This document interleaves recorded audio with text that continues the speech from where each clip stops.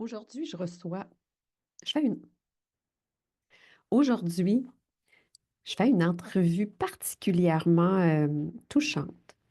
J'avais vraiment hâte de recevoir cette femme parce que, bon, de un, c'est une entrepreneure multidimensionnelle qui marie l'art et la stratégie, qui est propriétaire de deux entreprises, qui aussi, on va le découvrir, est partie d'un mode salarié un univers plutôt masculin, technique. C'est une ingénieure de formation.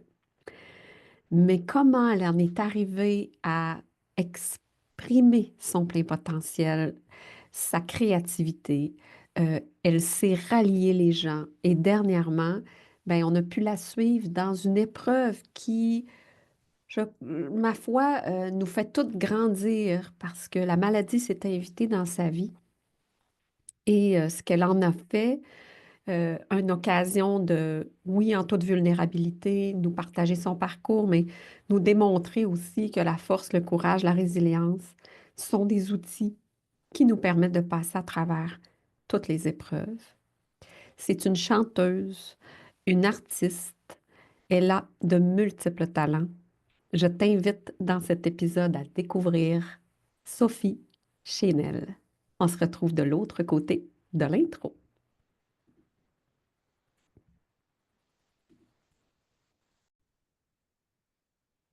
Sophie, bienvenue tellement dans mon univers. Je suis tellement contente que tu aies accepté mon invitation. Merci à toi pour l'invitation parce qu'effectivement, on ne se connaît pas tant que ça, on se connaît à travers les réseaux. Exactement. Et je trouve tellement qu'on est dans une période riche. On est chanceuse de pouvoir faire ces rencontres virtuelles, découvrir des univers, des personnes tellement extraordinaires que jamais, si j'étais encore salariée dans mon petit coin il y a 5 ans, tellement de richesses que j'aurais pas accès, puis tellement de belles personnes que j'aurais pas rencontrées. Bref, effectivement, je suis contente de te découvrir en même temps que les auditrices. Ce matin, ben, pendant qu'on enregistre, j'aurai le privilège d'avoir un peu d'avance.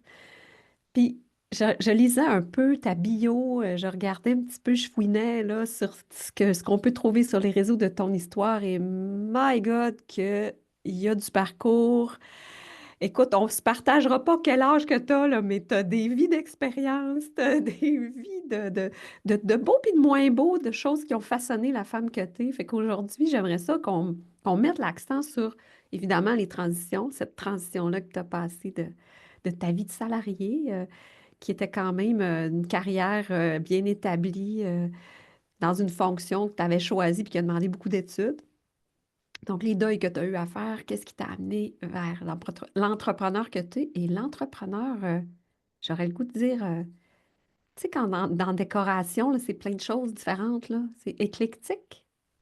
T'es comme un Mhm. décor éclectique, là. Il y a de l'art, il y a de la science, il y a toutes sortes de choses dans ton univers. Fait que comment t'en es arrivé à exprimer autant toutes les facettes de ta personnalité? Alors voilà la grande question, Sophie, qui va nous amener, on ne sait pas combien de temps dans une entrevue. Ah, ben, je vais commencer par la transition professionnelle parce que c'est quand même un des sujets phares. Puis, moi, j'ai quitté le monde du salariat, c'était en 2021. J'étais dans un poste de direction, donc en fait j'avais un poste de direction générale. Auparavant, donc je suis ingénieure de formation, française d'origine, vous l'entendez, hein, ça se sent dans l'accent. Puis ça fait 8 ans que je suis au Québec, puis je suis venue pour des postes de haute direction en fait. J'ai pris vraiment un poste au Québec, en fait qu'on appelle directeur adjointe ou directrice adjointe d'un grand projet. Pour la ville de Montréal, notamment dans les déchets de l'eau, on appelle ça, hein. C'est Mhm. le traitement des eaux usées. Et puis, c'était vraiment excitant pour moi parce que j'avais 29 ans, puis je réalisais le plus grand rêve de ma vie, de pouvoir gérer une équipe internationale. C'était grandiose.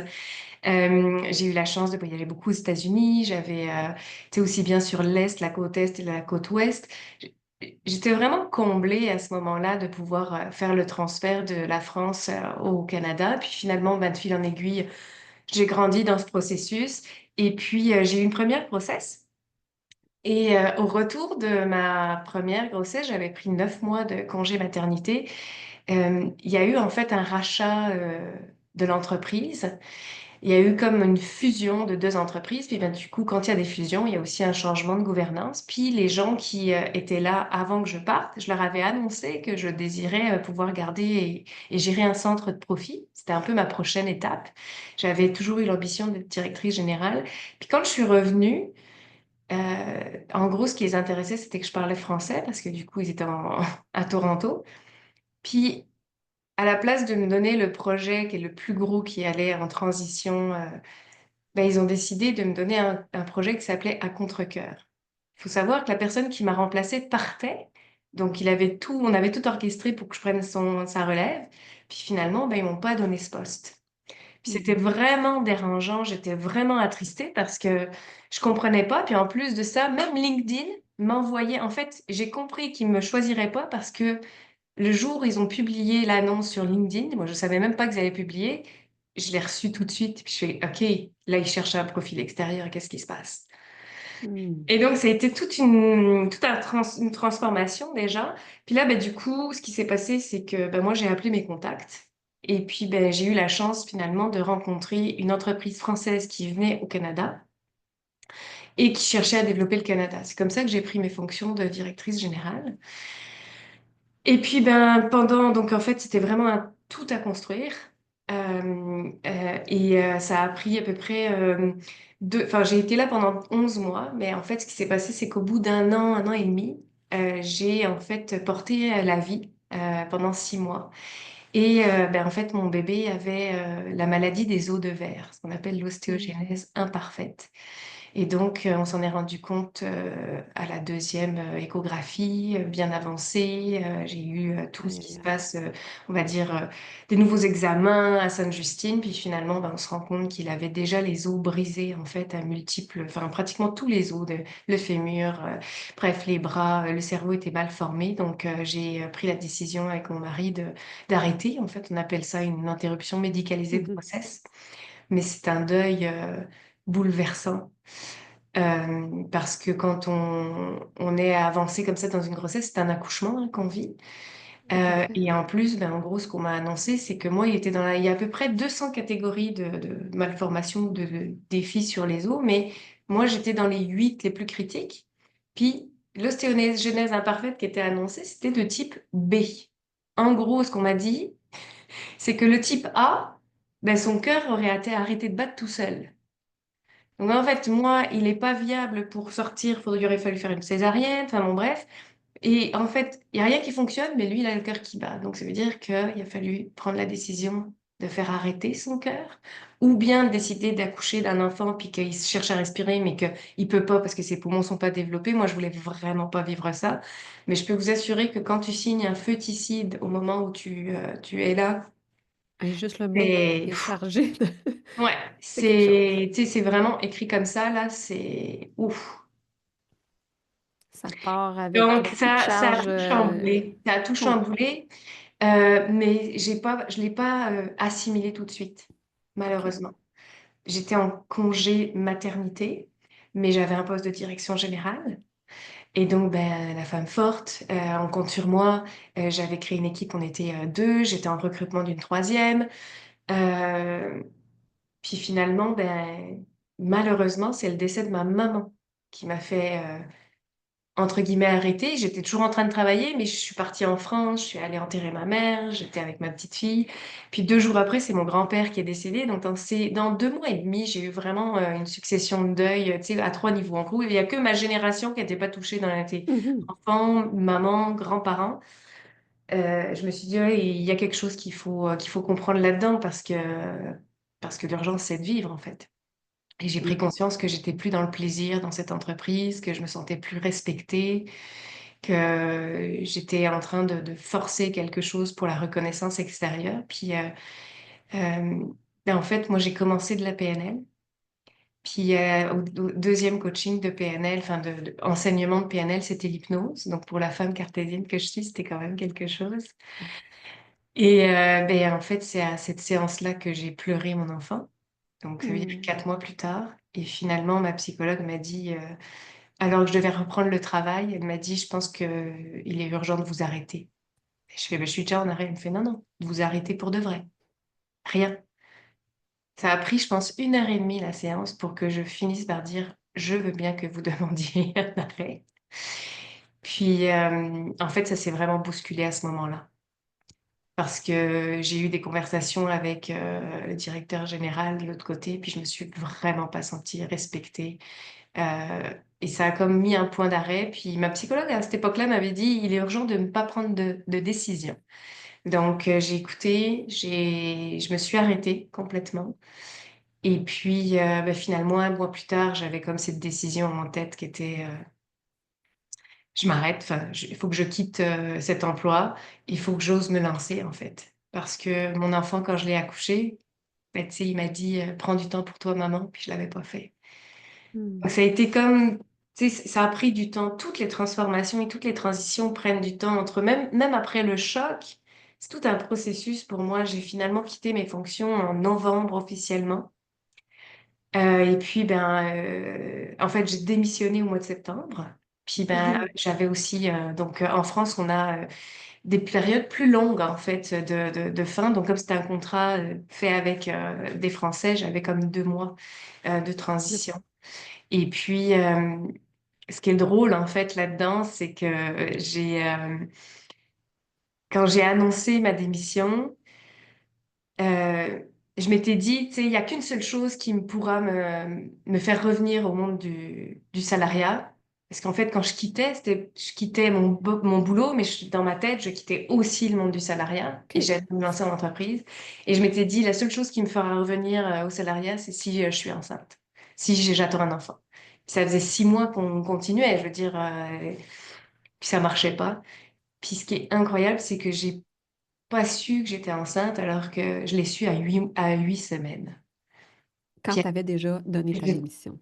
ben, quand j'avais déjà donné ma démission, en fait, ce qui s'est passé, c'est que j'ai donné ma démission le 7. Puis en fait, le 7 septembre, c'est la date où on a conçu finalement mon enfant. Puis moi, j'ai eu pendant 2 mois où j'étais à fond. Je créais mon entreprise, je faisais déjà des accompagnements aux entreprises dans les team building, stratégie et détente. Enfin, j'étais déjà à fond. Puis quand j'ai su que j'étais enceinte, ben, j'étais tellement avancée dans l'entrepreneuriat que c'était, ben non, je vais accoucher de 2 bébés. C'est pas possible de reculer rendu là de toute façon, c'est parce que C'était l'appel. tellement une Hmm. décision, c'était une évidence, puis c'était aussi la réponse à, à ce défi, en fait, que je venais de vivre à travers les deuils. Hmm. Est-ce que, parce que là, ça s'inscrit une suite, comme tu l'as bien nommé, de deuil, un processus. Euh, la place de l'incertitude, des peurs, du doute là-dedans, est-ce que c'était présent comme beaucoup nomment, tu sais, j'ose pas parce que j'ai peur, ou le fait que toutes ces émotions-là étaient tellement fortes que, comme tu dis, la réponse, l'évidence, c'était plus fort que, tu sais, il n'y avait pas de place pour comme, d'un coup, ça marche pas, puis tout, tu sais, là, tu sais ce que je veux dire, cette espèce de zone de j'ose pas parce que, mais l'affaire, là. Je vois bien. Oui, oui, je vois bien. En fait, ce qui se passe, c'est que d'ailleurs, ça a créé mon premier programme qui s'appelle Active ton courage. Hmm. Euh, c'est intéressant parce que moi, j'avais une incertitude, j'avais peur financièrement. Donc, ce que j'ai mis en place, c'est déjà de donner un vrai cadre, de pas d'arrêter en fait de juste penser ah oui, de me dire j'aimerais ça, de créer un vrai projet. C'est quoi mon projet finalement? Qu'est-ce que j'ai envie de faire? Puis tu sais, de l'écrire, de prendre le temps de le déposer. Puis comme moi, une des incertitudes, c'était la peur de l'échec, ben, en fait, dans ce programme-là, en fait, ce que j'ai fait, c'est que du coup, je l'ai dupliqué pour les gens que j'accompagne. Ça a été vraiment de définir le projet, les bases. Ensuite, ça a été de définir c'est quoi la réussite et c'est quoi l'échec. Parce que finalement, on sait très bien définir c'est quoi l'échec. Hmm. Mais c'est quoi réussir son projet en sachant que ça prend du temps à bâtir? C'est quoi les premiers succès que j'ai à célébrer? Et ça a été vraiment transformateur. Puis la troisième chose, c'est quoi ma réalité financière? Parce que quand on quitte le salariat et qu'on se lance en entrepreneuriat, avant d'avoir le même salaire, entre guillemets, ou le même montant d'argent dans tes poches, ça prend quand même de la détermination, du courage, de la persévérance, de la résilience, bref, on apprend beaucoup sur nous. Je dis beaucoup que l'entrepreneuriat, c'est l'université De du l'être, développement hein? personnel, parce Oui, que oui. clairement, tu es obligé de passer par là. Et en fait, financièrement, je pense que c'était un de mes plus grands freins, parce que ça a été aussi une de mes plus grandes quêtes dans la vie. Moi, j'ai une maman qui a, euh, qui a accompagné, en fait, dans le monde notariat, beaucoup de personnes. Et en fait, elle voyait tous les divorces qui se prononçaient dans sa génération et que les femmes repartaient avec rien. Donc pour elle, l'indépendance financière, c'était vraiment important. C'est ce qui fait d'ailleurs que j'ai fait des études d'ingénierie. Puis il fallait que j'ai un cadre social, sociétal, financier qui soit stable. Donc ça, c'était pour moi la chose la plus difficile. Donc ben, j'ai posé les choses. J'ai fait c'est quoi mes actifs, c'est quoi mes passifs. Puis je me suis rendu compte que j'étais capable de me donner un salaire pendant 2 ans parce que j'avais accumulé, que j'avais mis de côté. Puis, je me suis aussi rappelé que j'ai un appartement, moi, en France. Donc, que s'il arrivait quoi que ce soit, je peux toujours vendre cet appartement, puis c'est une somme d'argent qui me revient. J'ai une somme d'argent qui va revenir, puis qui peut subvenir à mes besoins si vraiment tout va mal. Et là, quand je me suis rendu compte que j'avais un stress financier, alors que à cette époque-là, j'avais même pas 35 ans et que j'avais 2 ans devant moi sans compter mon appartement, je fais qui a cette chance-là et cette opportunité-là dans la vie? Donc, il a fallu que je rassure. Puis une fois que j'ai rassuré, je l'ai fait, mais tu sais, c'était plus fort que moi. Mais il y a toujours une part de mental, d'intuition, puis il y a une part de je reste une scientifique aussi. On m'a appris à prendre des décisions sur des faits et d'analyser les risques, hein. Je suis chargée de projet à la base, donc c'était toutes ces choses-là. Puis quand mon papa, il a vu, il a commencé à avoir le succès à distance, il m'a dit, c'est quand même incroyable le courage que ça t'a pris. À ce moment-là, je me suis rendu compte que c'était pas juste du courage. En fait, le non-courage, ça aurait été de pas y aller. Parce que c'était tellement plus fort que moi intérieurement. C'était renier, en fait, cet enfant ou le passage de cet enfant dans ma vie si j'y allais pas. Hmm. Donc, il y avait vraiment ces deux énergies de j'ai pas le choix, ok, et je structure pour me prouver que je suis capable, puis go, quoi, parce que c'était vraiment plus fort que moi. Wow. Il y a tellement de choses dans tout ce que tu dis. T'es parti sur quelle base? T'es parti sur des bases de j'ai des compétences. Qu'est-ce que tu as parlé de team building? Tu t'es dit, OK, moi, j'ai vécu telle chose dans le salariat. Voici ce que je suis. Je vais aller monétiser, Ah, c'est transmettre très drôle autrement. parce que j'ai vraiment commencé par mes compétences, mais en fait, ce qui s'est passé, c'est que du coup, j'ai repris ma formation de PNL. J'étais genre en base, après praticien. Puis tu sais, à chaque fois, j'en apprenais sur moi, puis je trouvais ça incroyable. Et puis, donc j'ai commencé par monétiser ce que je savais du service conseil, de la consultation, dans le monde de l'environnement, dans le monde de l'eau, dans le monde de l'ingénierie. Mais au fond de moi, j'avais comme ce désir d'accompagner les femmes, en fait, à s'émanciper financièrement, puis à créer, en fait, des ponts entre le désir, le rêve d'avoir la vie qu'on désire, un emploi du temps plus allégé. Euh, donc j'ai vraiment commencé par ça, mais j'avais le désir de créer quelque chose d'autre. Puis c'est très drôle parce que finalement, ça a pris 1 an pour que je m'autorise à créer vraiment ce premier projet, programme qui était Active ton courage. C'était un peu comme s'il fallait que je le fasse avant de pouvoir le vendre. Euh, et je te dirais aussi que j'ai fait aussi des coffrets de reconnexion à soi. Donc vraiment tout ce pan programmation neuro-linguistique a fait que je me suis reconnectée à mes 5 sens, je me suis reconnectée à mon intuition, au feu sacré, à ce que je portais à l'intérieur de moi. Puis ben, j'ai commencé à faire d'autres choses. Mais ce qui était payant, c'était quand même les connaissances et les compétences que j'avais bâties depuis les 14 dernières années. Mais j'avais une aspiration à aussi changer de domaine. C'est là où c'est drôle parce que finalement, 1 an plus tard, je me suis dit, OK, mais c'est plus du tout de la consultation que j'ai envie, c'est vraiment de l'accompagnement. Donc j'ai comme complètement arrêté la consultation.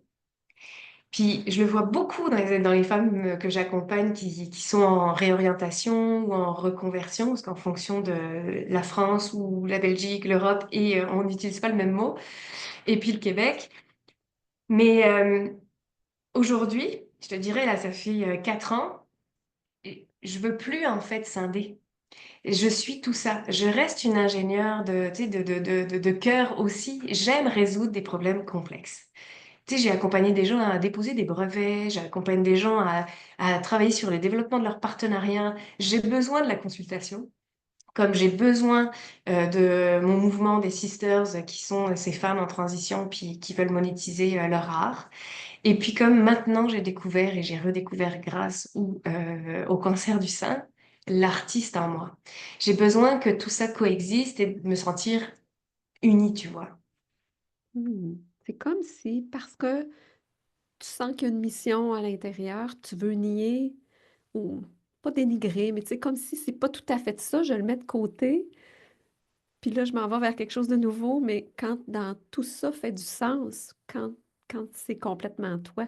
J'aime ça parce que on a tendance à un peu, ah, j'ai fait ces choix-là, puis là, on se regarde aller, puis on dit, tu sais, je me suis éloignée de mes études ou tout ça. Puis je suis d'accord avec toi qu'il faut aller chercher tout ce qui était, qu'est-ce qui nous appelait là-dedans? Comme tu dis, t'aimes le faire, peut-être c'est juste pas le contexte. Tu veux plus le faire comme employé, tu veux plus le faire dans le cadre de la structure que tu étais, mais tu peux continuer de le faire, mais dans un autre sphère d'activité ou peu importe. Fait que de pas d'exploiter tous nos leviers plutôt que de choisir. On peut Moi, être tout ce j'appelle. qu'on veut. Ouais, c'est ça. En fait, c'est parce que je suis allée au bout. Tu sais, j'ai eu une écœurantite de ce que je faisais parce que j'étais trop dans le faire, puis j'étais plus connectée à ce que j'aimais, Mm. ce qui me donnait du plaisir. Donc, en ayant poussé la machine trop loin, ben, j'étais tellement frustrée que je voulais plus rien savoir. C'est ça qui s'est passé. Puis je pense qu'il y a beaucoup de femmes qui ont besoin de ce moment, tu sais, vraiment. On le sait depuis longtemps, en fait, quand on a besoin de faire le switch, mais on n'arrive pas à avoir ce déclic. Puis ben, malheureusement, moi, ça a pris 3 deuils pour avoir le déclic. Et honnêtement, je changerais pour rien au monde ma vie. Ça a été difficile, mais aujourd'hui, ça m'a ouvert une porte qui est tellement plus connectée à qui je suis complètement et totalement. C'est incroyable, c'est magnifique ce que je vis depuis ces moments-là. Ça a été l'élément déclencheur, mais c'est un peu toujours pareil, tu sais. Tu doutes, tu doutes, tu doutes, puis c'est comme si qu'il te faut un déclic. Mais en fait, le déclic, tu l'as reçu à l'intérieur, sinon tu serais pas en train de douter. C'est juste de croire, c'est de changer l'état d'esprit, de croire en tes capacités. Ça veut pas dire que ça va se faire du jour au lendemain, parfait. Je suis pas obligée non plus de tirer la plug. Moi, j'ai été obligée de la tirer, mais t'es pas obligée de la tirer. Tu peux très bien te dire, OK, je crée de l'espace dans mon horaire pour considérer ce projet et commencer à le bâtir. Puis ça, c'est ultra important parce qu'il y a aussi des femmes qui tirent la plug, puis qui financièrement ne sont pas assez solides pour pouvoir Mm. soutenir l'espace que ça prend et la solidité que ça prend pour commencer l'entrepreneuriat. Ben, ça fait qu'elles tirent la plug, finalement, ben, elles doutent encore plus parce qu'elles se sont dit, je me suis trompée, puis elles reviennent à un Ouais. emploi, puis elles se disent, non, mais je vais prendre un mi-temps, puis finalement, elles prennent des mi-temps, mais en fait, elles ont l'esprit complètement totalement pris par ça. Puis finalement, on sait bien qu'à mi-temps, ben, les tâches, c'est les mêmes qu'un plein temps. Mais donc, du coup, elles sont perdues. Puis finalement, donc je pense qu'on n'a pas besoin tout le temps de tirer la plug pour pouvoir faire cette transition. C'est important, par contre, d'écouter son feu. Puis peut-être, s'il y avait une chose, je sais pas si, s'il y avait une chose, c'est juste de m'être fait confiance plus tôt. Puis ce qui est formidable dans cette histoire, c'est que moi, j'ai accompagné mon mari à devenir entrepreneur. Je l'ai soutenu, je l'ai boosté. Tu sais, c'est moi qui financièrement portais le couple aussi. Donc, j'ai tiré la plug aussi au moment où finalement l'entreprise avec mon mari, parce que je suis aussi actionnaire, ben, elle a fait ses fruits. Puis là, il m'avait toujours dit que la roue tourne. Puis j'avais toujours des meilleurs salaires que mes compagnons. Dans la vie, j'ai toujours eu des meilleurs salaires que les hommes avec qui j'ai été. Puis lui, c'est mon mari, puis il m'avait dit, tu sais, la roue tourne, je ne le croyais pas du tout, honnêtement. Il y a de ça 8 ans, 10 ans, je ne le croyais pas.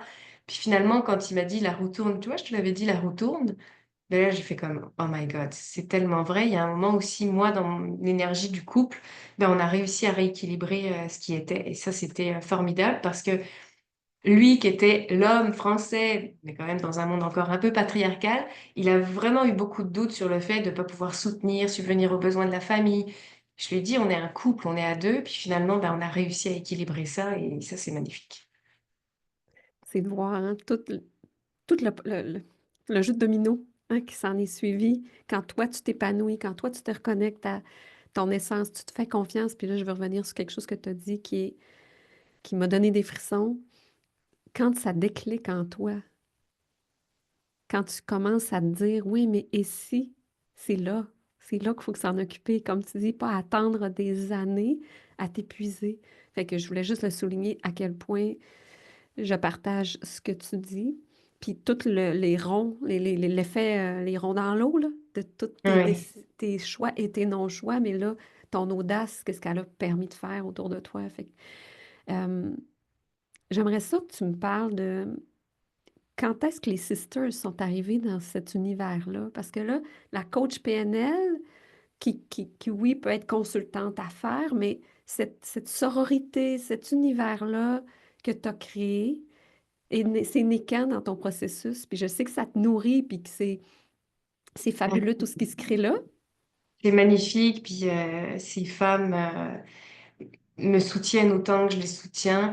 Je pense que le côté en fait anglo-saxon du leadership que je trouve au Québec m'a transformée en fait déjà dans mon poste salarié. Je me suis rendu compte de la puissance en fait du collectif.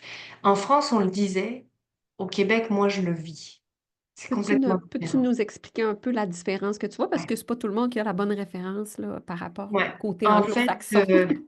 dans le côté, ben, en fait, en France, clairement, c'est vraiment la course au poste, la carrière. Moi, j'étais ultra carriériste. Je voulais diriger les gens quand j'étais toute petite. Voilà, donc il fallait que je devienne directrice générale, mais j'avais une perception de, tu vois, je disais diriger les gens. Ça n'a rien à voir comme leadership que de faire avec.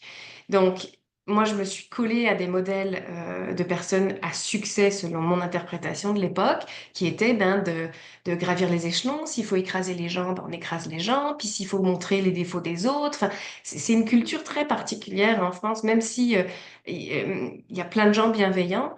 Pour accéder à des postes de haute direction, il y a comme un combat à mener. OK. Et si tu es au-dessus dans la hiérarchie et dans l'organigramme, ben, d'office, tu as raison. C'est vraiment très, très spécial, mais en gros, tu dois te taire. Si tu n'es pas d'accord, vaut mieux que tu te taises parce que sinon, ça peut vraiment te porter des préjudices. Au Québec, je suis arrivée, puis tu sais, j'étais dans les plus jeunes, puis j'avais un poste de direction adjointe. Donc moi, tous les ingénieurs et tout ça, ils avaient au moins 10, 15, 20 ans de plus que moi. Puis ben, j'ai fait ce que j'ai toujours su faire parce que j'avais des excellents résultats en France. Puis à un moment, il y a un ingénieur qui me dit, eh oh, c'est bon, Sophie, on sait que tu es la directrice adjointe là. Ouf, là, je me suis dit, ah, ok, il y a quelque chose qui ne va pas dans mon leadership. Si je suis en confrontation, c'est que je suis dans l'imposition, ben, c'est pas comme ça que je vais réussir à réunir l'équipe. Puis c'est là où je me suis assise avec chacune des personnes, puis j'ai écouté pourquoi elles étaient là, pourquoi elles avaient de l'inspiration dans le projet. Puis j'ai commencé à créer des liens entre chacun, parce qu'il y avait plein de choses qui fonctionnaient pas dans les équipes. J'ai même intégré en fait des femmes dans l'équipe, parce que j'étais la seule. Donc je suis arrivée à une équipe paritaire après dans les engagements que j'ai et tous les postes que j'ai que j'ai comblés. Et on avait après des réunions hebdomadaires, puis je ramenais toujours au pourquoi on était là. Et même si on avait des conflits ou des défis ensemble, bah, il fallait qu'on les surmonte ensemble parce que notre objectif, il était commun. Et ça a tout changé dans ma perception.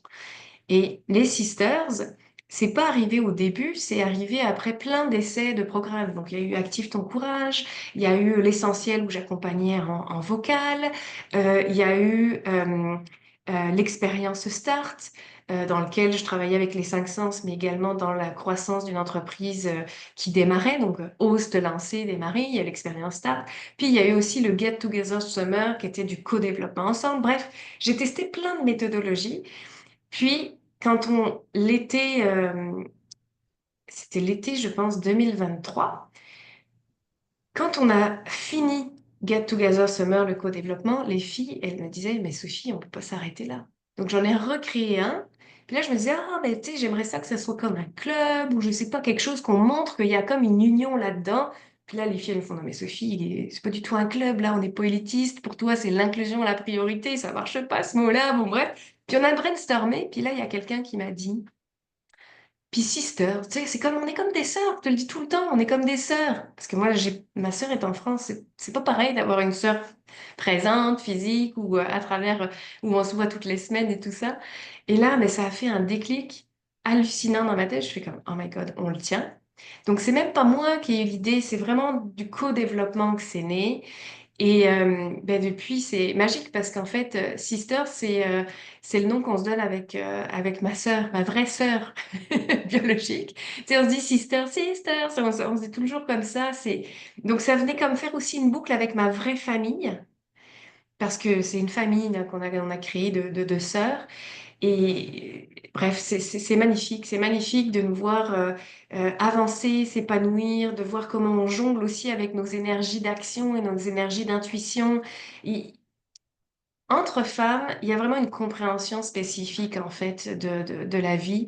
On a besoin de donner un sens à ce qu'on fait euh, pour que les actions en fait on s'épuise pas à les faire. Quand on a un sens, qu'on est aligné, les actions, elles découlent toutes seules. C'est comme une aspiration, c'est comme un élan qui se crée. Et ça fait toute une différence justement quand on est capable d'aligner toutes les facettes de qui on est. Ben, ça devient une autoroute en fait. Ça devient comme le chemin évident à suivre. Et on le fait dans le plaisir, avec élan. C'est magnifique de voir cette énergie-là. Oh wow! Fait que ce que tu as créé, parce que c'est du co-développement, mais c'est né de tes initiatives, de rassembler ces femmes-là qui sont devenues tes sisters. Et là, tu l'as nommé tantôt un peu, le cancer arrive dans ta vie, bouscule un peu tout encore, mais t'ouvre la porte de renouer avec l'art. Donc là, ce que je comprends aussi, c'est que dans cette expérience-là des sisters qui te suivent, le groupe s'élargit, et vous créez aussi, il y a un côté artistique que tu as ajouté à ça. En fait, ce Là, qui se là, passe, c'est que ce raconte-moi. mot-là, en fait, ce qui se passe, c'est que, donc, juste pour revenir dans les sisters, tu sais, c'est né du co-développement, mais en fait, sisters, c'est vraiment l'accumulation de tout ce que j'avais créé dans l'année avant. Donc, j'ai vraiment jumelé, tu sais, il y a 5 dimensions. Il y a vraiment du présentiel, parce que pour moi, c'est essentiel. Il y a de la proximité, parce que je coach toutes les semaines. Il y a de la formation avec des fiches d'exercices très, très spécifiques pour pouvoir construire en fait tes offres et construire aussi tes lancements, ton processus de création de contenu pour avoir des bases solides. Puis il y a bien sûr du co-développement, puis il y a aussi des experts. Donc tu sais, c'est comme tout ce que j'avais fait pendant une année, j'ai rassemblé tout ça pour justement que ça s'accumule, puis que ce soit pas s'accumuler dans le sens, c'est encore plus de choses, c'est plus encore une fois, dans L'intégration. l'union, tu sais, c'est comme il y a 5 pétales, puis ça permet de fleurir, quoi. C'est vraiment, vraiment essentiel pour moi. Et en fait, ce qui se passe, c'est que moi, l'art, j'ai toujours en fait chanté depuis toute petite. J'ai fait de la chorale, j'ai eu des bands, puis l'art, c'est quelque chose qui m'émeut, mais profondément, profondément. Je peux m'asseoir devant quelque chose, puis pleurer parce que je comprends la profondeur de ce que je vois face à moi. Puis c'est pas juste de la compétence, c'est de l'émotion, c'est de l'histoire, c'est de la sagesse, c'est de l'expérience de vie. Je ressens tout ça à l'intérieur de ça. Euh, les sisters du programme, en fait, de l'accompagnement, pour moi, c'est mon cocon. Et elles m'ont permis de renouer avec un mot qui, pour moi, est vraiment important pour soutenir la solidarité féminine. Puis c'est aussi une guérison pour moi, parce que j'ai été beaucoup dans un monde masculin, parce que j'ai fait le choix de m'éloigner des femmes qui m'ont fait mal. Donc c'est aussi une capacité de renouer dans ma vie avec en fait la partie féminine en moi et avec les femmes parce que oui, il y a des personnes qui m'ont blessée, mais c'est pas pour autant que je ne dois pas aussi célébrer la beauté de la femme et de célébrer en fait la puissance et les compétences des femmes. Donc il y a vraiment comme une guérison qui se crée à l'intérieur de ça. Puis quand le cancer du sein arrive, là je me dis ok, ça fait 3 ans que j'écoute mon côté féminin, puis tu es en train de toucher un des organes les plus féminins. Je fais, qu'est-ce qui se passe? J'ai pas encore toutes les réponses, hein, je suis encore dans le processus. Mais ce qui s'est passé, c'est que l'art ne pouvait plus être extérieur au projet. Ce ne sont pas les mêmes femmes. Il y a des femmes en fait qui sont dans les sisters, dans mon accompagnement, mais ce ne sont pas les mêmes femmes qui sont forcément photographiées parce que j'ai décidé d'ouvrir l'espace de ma compréhension de ce que j'ai comme mission, à savoir de soutenir les femmes pour l'émancipation de la femme. Pour moi, c'est le plus important, c'est l'inclusion, la diversité et l'équité. Et même le plus important, c'est l'égalité en fait. Parce que je me rends compte que tout mon processus artistique a commencé déjà avec ce mouvement des sisters, puisque j'utilise les archétypes des années 20, quatre femmes d'il y a 100 ans qui ont justement en fait eu un impact dans la révélation et la possibilité des femmes de s'émanciper, d'avoir un travail, de pouvoir avoir un compte bancaire. Bref, je reconnais toute l'expérience de ces femmes-là. Puis finalement, ben moi, ça fait 3 ans que je dis, c'est incroyable. On croit qu'on avance, mais finalement, on est en train de reculer entre une journaliste qui présente son opinion sur la guerre et qui se fait enfermer en Russie, le droit à l'avortement qui est aboli aux États-Unis, puis on s'entend là, c'est encore de se renforcer en ce moment. Au Québec, là, enfin au Canada, on vient d'abolir le ministère de la Femme et de la Jeunesse. Enfin, je veux dire, c'est hallucinant. On est en train de le vivre. Donc, même dans des pays développés, on voit que politiquement, dès qu'il y a, ça se tend d'un point de vue économique, la femme recule. L'égalité de la femme vis-à-vis des hommes recule. Et ça n'a rien à voir avec les hommes ou, tu sais, c'est pas ça. C'est juste que moi, je pense qu'on doit se soutenir ensemble pour pouvoir avoir une égalité. Si on ne se tient pas ensemble, on n'arrivera pas à avoir cette égalité. Et je pense qu'encore dans le milieu féminin, on a encore des préjugés. Et ces préjugés, ils viennent par la religion, par le corps, par les capacités, par l'intelligence, par bref, tout plein de piliers qu'on a encore. Et donc, ben, j'ai décidé d'utiliser l'art pour dépasser les préjugés, pour marquer les préjugés, ne pas avoir peur de nommer ces préjugés. Parce que ce qui se passe, c'est que quand on est dans l'entrepreneuriat féminin, il y a beaucoup ce besoin de solidarité féminine. On parle beaucoup de se soutenir. C'est aussi des discours que j'ai. Sauf que ne pas adresser les préjugés qu'on a, pour moi, c'est une erreur. Parce que c'est comme si que on remplaçait en fait un écosystème où on se tirait dans les pattes par il n'y a pas de compétition, puis on ne nomme pas le fait que intérieurement, on vit parfois des compétitions, on vit ou on a été porteuse de jalousie. C'est possible de vivre ça. Ce qui est impossible, c'est d'effacer ces sentiments. Donc pour moi, la bienveillance et la sororité, ça n'est pas de faire comme si que ça n'existait pas, c'est de montrer que ça existe et c'est de voir la réaction que j'ai à cette émotion. Pour moi, c'est de transcender ces émotions. Donc finalement, j'ai décidé de créer donc l'exposition Sisters, qui va être dévoilée dans un spectacle exposition le 2 novembre prochain. Et je suis en collecte de levée de fonds d'ailleurs, donc les gens peuvent déjà acheter leurs billets pour venir voir cette exposition. Puis j'aspire à ce que cette exposition devienne itinérante et devienne un outil de médiation sociale pour l'égalité, l'équité et l'inclusion. Voilà, à partir Wow. de la femme. C'est passionnant de t'écouter, de voir tout le chemin parcouru, de voir tout aussi s'exprimer à travers tes projets plus grands que toi, tu sais, puis d'avancer sans avoir les réponses, avec courage, puis avec résilience. Vraiment, Sophie, moi, j'ai un gros coup de cœur. J'avais déjà un coup de cœur à te voir aller de loin, mais connecter avec toi, avec cette énergie-là que tu as, c'est un cadeau, je trouve, que tu fais aux autres. Hein, t'es généreuse aussi de ces pensées-là qui t'occupent, de cette place-là que tu fais aux autres. On le sent que tu le fais pour les bonnes raisons, tu sais. C'est comme... Est-ce qu'il Oui, y en a des mauvaises? Je ne le sais pas, mais... non, mais c'est vrai que c'est plus grand que moi. Je sens que c'est plus grand que moi. Puis ça, c'est tout un chemin aussi. Tu sais, hein, on parle d'ego, il est ultra important dans nos vies. Mais depuis le cancer du sein, je vis la même chose, le même déclic de c'est plus fort que moi. En fait, ça n'est plus à propos de moi. Hmm. C'est ça que ça a créé chez moi. C'est que ce que je crée, ça n'est plus à propos de moi, Sophie Chanel. C'est à propos du message puis de l'impact que je peux avoir pour les femmes. C'est Et c'est associé à moi, mais ça fait partie de ma mission. Puis c'est comme c'est encore plus vrai. Puis tu sais, tu dis, t'es généreuse.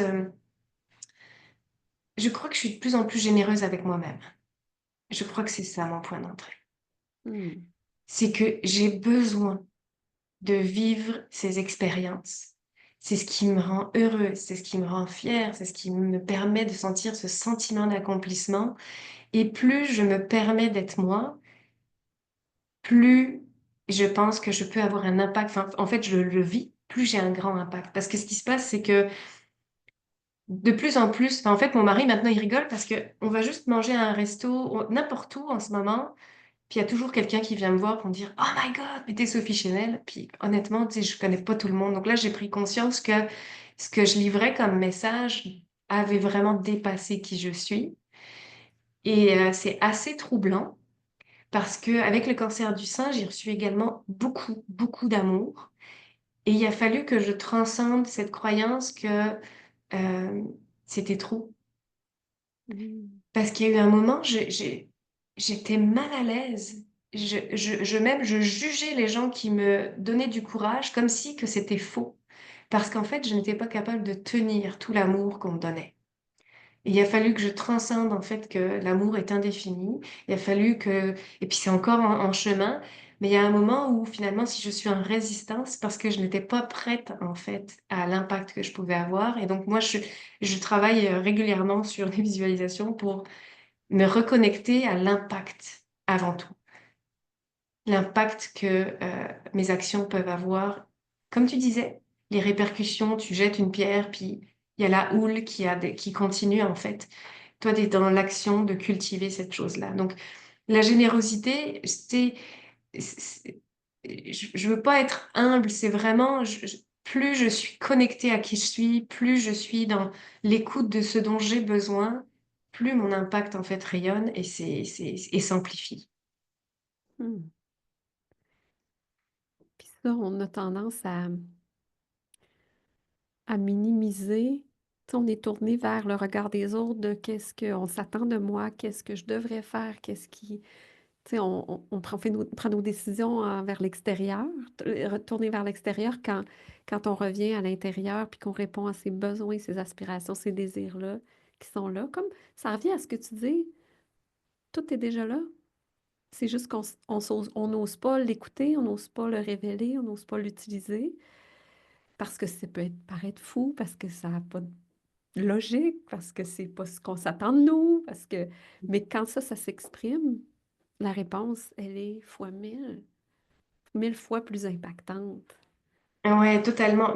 Puis, il faut aussi comprendre que je reçois de plus en plus d'amour, mais il y a aussi des gens qui doivent partir de mon univers. Tu sais, je vis vraiment ces deux aspirations parce que ben, des fois, ça vibre plus pour des personnes où, tu sais, Mhm. c'est assez intéressant de voir comment toute la vie, c'est une dualité. Il faut être capable de tenir les deux espaces.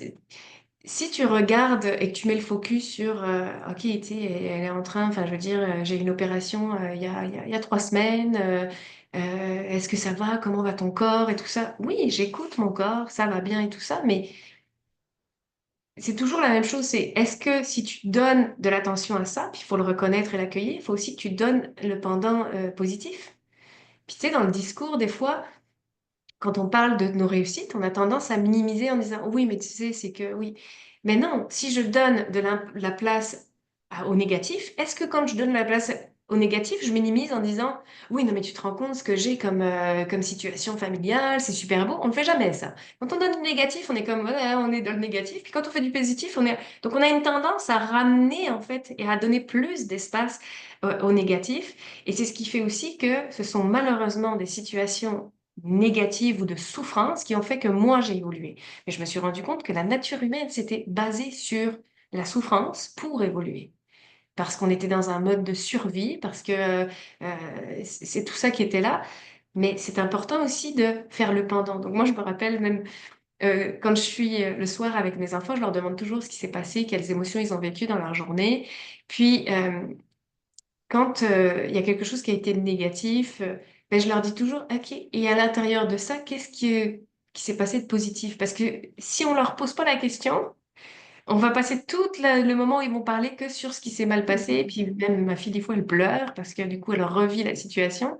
Mais c'est important aussi de faire le miroir du positif. Donc moi, j'ai vraiment cette aspiration de dire, je prends soin de moi en priorité. Avant, je le disais, maintenant, je le fais. Ça ne veut pas dire que c'est confortable tout le temps. Mais ça change complètement mon énergie. En ce moment, il y a des fois où je fais des actions en entrepreneuriat qui sont plus demandantes, je me sens fatiguée, ben, je pars, je rentre chez moi, puis ben, bizarrement, je fais de l'art. Donc, je Mhm. crée des chansons, je chante, je travaille des textes, je travaille sur mes œuvres. Et je suis plus fatiguée là. C'est un autre élan. Donc d'écouter en fait mes besoins dans ces deux élans, ça m'énergise en fait, ça me ramène à mon énergie. Donc s'écouter, ça peut changer complètement et considérablement en fait une journée. Mhm. Puis des fois, c'est même, c'était pas ce qui était prévu. Et je change le plan pour être en harmonie avec mes énergies, puis ce que j'ai. Tu sais, se donner le droit. Cette Hmm. semaine, au moment où on enregistre, il y a eu une journée très chaude dans la semaine. Puis je me disais, mon Dieu, quel privilège j'ai. Je veux quoi aujourd'hui, tu sais? Je change mon horaire, puis j'en profite, puis je me sens pas coupable de rien, puis le travail va se faire quand même. Puis, tu sais, c'est un exemple, mais je pense qu'il faut sortir aussi de ce carcan-là de façon de faire les choses Mais peut-être plus on s'est donné masculine. le privilège, on s'est donné le droit de pouvoir gérer notre horaire. Mhm. Si finalement on se réemprisonne dans notre horaire, ben, ça veut dire on, on n'a pas complètement écouté notre désir de base. Parce que si on quitte le salariat, c'est aussi parce que on n'a plus besoin de justifier quand est-ce qu'on travaille. Moi, j'ai travaillé, même dans le salariat, des fois, je travaillais jusqu'à 11 heures le soir. Personne ne le savait. Tu sais, je veux dire, moi, j'ai toujours été cadre. Donc, le nombre d'heures qu'on passait, c'était pas gênant. Donc parfois en entrepreneuriat, c'est ça aussi. Parfois, on va donner un grand coup de collier, on va travailler fort parce qu'on est énergisé, il y a un objectif important pour nous et tout ça. Puis il y a des moments, ben, on a besoin de créer plus d'espace, puis on est capable de créer plus d'espace, ben, il faut aussi le faire. Puis ça me ramène au tout début de l'entrepreneuriat, ce qui m'a fait beaucoup de bien, c'est que ben, du coup, j'avais une fille qui était en garderie, puis à chaque fois, je me sentais mal de devoir aller chercher ma fille à la garderie quand elle avait de la fièvre parce que je quittais mon emploi salarié. J'étais directrice générale, hein, et je revivais constamment cette, comme si que je faisais mal mon travail parce que je donnais de l'espace à la maman que je suis. Ça, c'est hallucinant, cette frustration que je vivais intérieurement. Quand j'ai été entrepreneur, ben, tu sais, ça arrivait, ben, ça se plaçait, on était capable de le placer, puis parfois c'était mon mari. Aujourd'hui, en ce moment, c'est souvent mon mari qui fait la démarche quand c'est pas l'été, mais mais ça m'a rappelé en fait que oui, c'est à moi de choisir mon horaire. Donc maintenant, j'ai réorganisé mon horaire. Il y a des plages où c'est de la création, parce que je me suis rendu compte aussi que l'artiste, pour qu'elle s'exprime, ça n'a pas du tout la même énergie que l'entrepreneur ou je veux dire la femme stratégique ou de performance, parce que j'ai cette capacité-là, puis j'ai aussi ça en moi. Je veux dire, c'est pas parce que je suis une femme, puis maintenant j'écoute aussi mon côté artistique que j'aime pas la performance. C'est pas ça. Je veux une performance qui soit équilibrée et équitable pour que Mhm. tout mon écosystème tienne la route. Puis ça, c'est vraiment important. Mais la performante en moi, elle est capable de créer quatre infolettres d'avance entre 9 heures et 10 heures le mardi. Et puis là, je dois faire mes appels de suivi le mercredi de 10 à 12, enfin, mes coachings et tout ça. Dans l'horaire, c'est facile. L'artiste, ça ne fonctionne pas comme ça. Je veux dire, j'ai essayé de mettre 1 heure d'artiste. Non, il y a besoin d'apaiser, il y a besoin d'avoir de l'espace. Donc, ben moi, c'est des après-midi, en fait, artistiques. Puis ben, parfois, cet après-midi artistique, ça ne veut pas dire que je vais produire pour l'art, ça veut dire que je crée. Je ne suis pas dans le but de résultat. Et plus je me décorrèle du résultat, plus c'est drôle parce que c'est très récent, là, je suis en train d'écrire une chanson. Et ben, j'avais envie d'écrire une chanson, puis je me suis dit, OK, je vais le faire. D'habitude, ça vient tout seul, les chansons. Mais là, j'ai fait, non, je vais essayer de créer. Donc là, je fais comme, OK, je sais pas quoi faire, donc je vais écrire c'est quoi les sujets, les thématiques que j'ai envie de faire. J'ai travaillé sur la beauté, sur mes défis par rapport à mon corps et tout ça. Et puis, honnêtement, j'ai passé 3 heures à écrire plein de trucs. Je fais comme, c'est pas du tout une chanson, c'est plein une ramassée de trucs. Puis, à la fin, j'ai fait, OK, on va s'amuser. Puis là, j'ai pris mon téléphone, je me suis enregistrée, puis j'ai commencé à prendre des bouts de phrases que j'avais pris, puis à chanter, puis ça. Puis en le faisant, il y a mon refrain qui est né. Mais il Hmm. n'était pas du tout écrit. Mais j'ai repris le plaisir. Puis du coup, ben, il s'est écrit en 3 minutes parce que j'ai osé remettre le plaisir. Puis je fais comme, OK. Tu sais, je On, le suis constamment en apprentissage de ça. C'est fou, quoi. on le perd de vue, mais C'est cette incroyable. semaine, la semaine dernière, tu sais, quand tu es trop attaché aux résultats, tu sais, moi, les clientes que j'ai en accompagnement sont, c'est sûr qu'elles veulent du résultat, là. Tu sais, elles sont lancées, elles veulent dire bye bye boss, tu sais, ça faut que ça marche. Donc, c'est cette dichotomie-là, de dire oui, mais enlève ton focus du résultat, ajoute du plaisir quand tu fais les choses, fais-les pour, parce que ça te fait triper. Puis tu vas voir, le résultat, il va arriver, tu sais. Et coup sur coup, OK, je vais mettre de la musique en travaillant. Ah, je vais faire ça.